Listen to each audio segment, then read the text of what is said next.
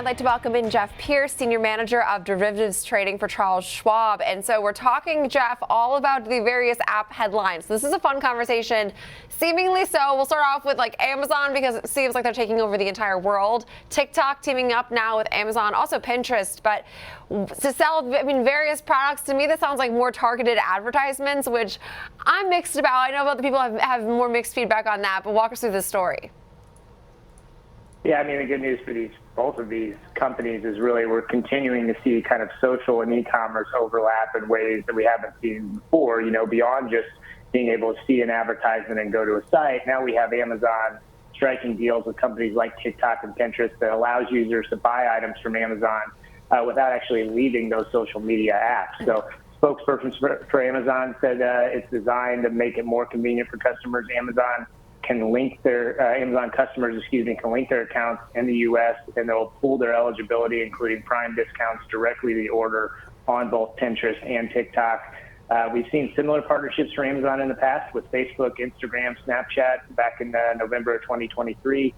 For the social media sites, obviously Pinterest and TikTok, this pushes them a little bit further out of just content sharing and provides capabilities for shopping as well, which could in the future enhance revenue streams. And for Pinterest in particular, this seems to really make sense, right? Especially if you think about the type of content they have, you think about clothing, you think about home design, that we see a lot of that on that site. For TikTok, a little less so, because we do know that they are trying to grow their own shopping platform. And then of course for Amazon, this large audience on both of these platforms.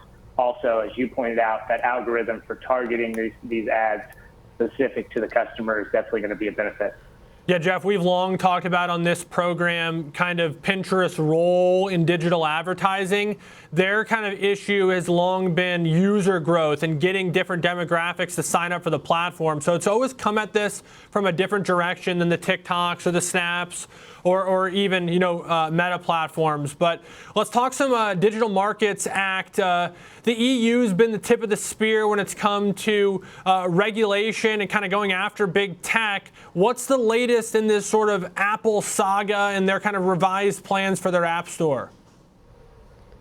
Well, the latest is that they've adjusted their plan. They proposed a new plan yesterday, a new policy, and we're already getting feedback from some of their competitors, like Spotify, who reports out of TechCrunch say Spotify is not happy with the recent changes that Apple has made to comply with those European Union Digital Markets Acts, also known as DMA.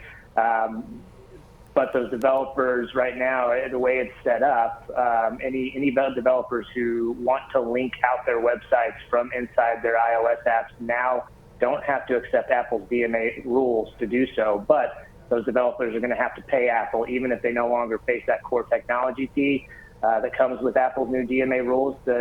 In its place, Apple's added a couple new fees. Their initial activation fee, their store services fee, both these fees are going to be applied to developers who do accept the new DMA terms as well. It just adds one more charge on top of that core technology fee that's being applied. And so Spotify and Epic have long criticized Apple. They're criticizing these adjustments as well. It may be not the same as paying that 50 to 30% commission that they were previously paying, but these two new fees are not striking well with some of their competition.